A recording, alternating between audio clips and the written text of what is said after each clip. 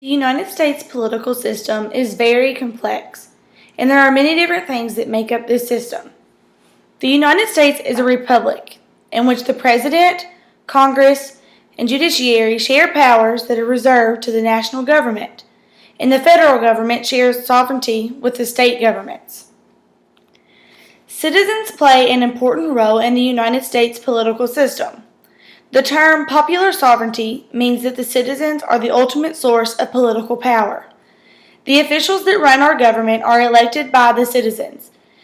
The only positions that citizens don't vote on are those of the Supreme Court justices. The Supreme Court justices are appointed by the President. While citizens do vote for the President, those votes don't count directly toward the vote. Our President is elected based on Electoral College votes. The Electoral College is comprised of members which are voted on by the citizens, and the amount of people that are elected to the Electoral College is based on the population of each state. The way the Electoral College works is the votes of the citizens are taken into consideration, and the Electoral College submits votes on behalf of the state they represent. Some states submit more votes than others because of that state's population. This concept also holds true for members of the House of Representatives. The number of representatives in the House is based on each state's population. These members are directly elected by citizens as well as members of the Senate. Voting rights in the United States are vast but also limited at the same time. Let's start with age. To vote, a citizen must be 18 years of age or older. Now, the other voting requirement is that you must be a United States citizen by either birth or naturalization.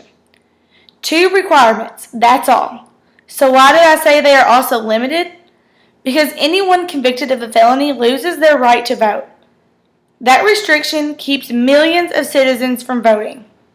But all in all, it is simple to be eligible to vote here in the United States, as long as you are a U.S. citizen and you are 18 years of age or older. In the United States, citizens are guaranteed many civil liberties. Civil liberties are simply areas where the government cannot interfere with individual action. Just to name a few civil liberties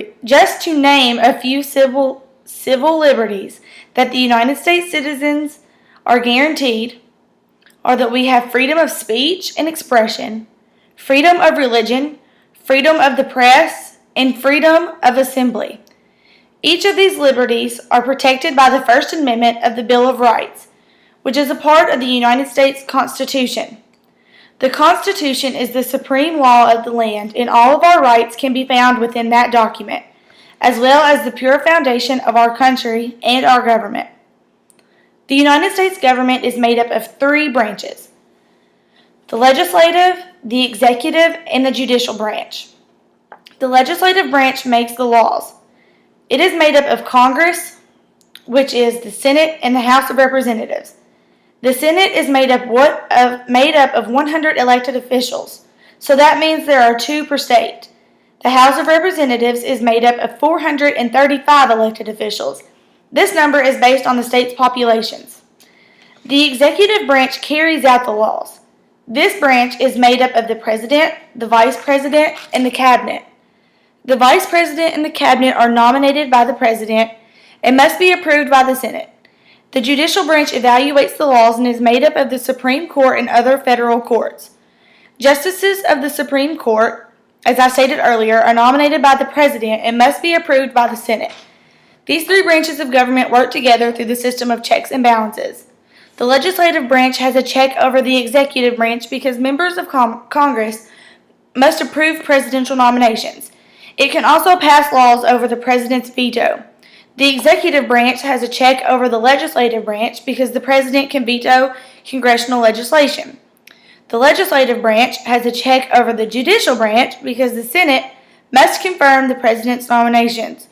The judicial branch has a check over the legislative branch because the court can declare laws unconstitutional. The executive branch has a check over the judicial branch because the President must nominate its judges.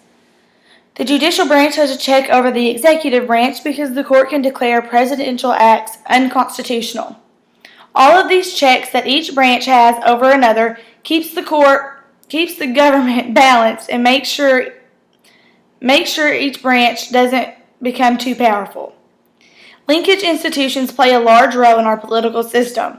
Linkage institutions are the means by which individuals express preferences regarding the development of public policy. They are called linkage institutions because they link the people to the government or centralized government. The linkage institutions in the United States are elections, political parties, and interest or lobby groups. Elections remind citizens of their ultimate power, which is voting. There are two political parties in the United States, and they are Democrats and Republicans. Being a member of a political party means that those parties try to get as many of their members elected as possible to control what the government does. Interest groups try to protect a particular set of concerns. They raise money for candidates, and they attempt to influence which laws are passed. As you can see, the United States political system is very complex, and there are many things that must work together to have an effective government.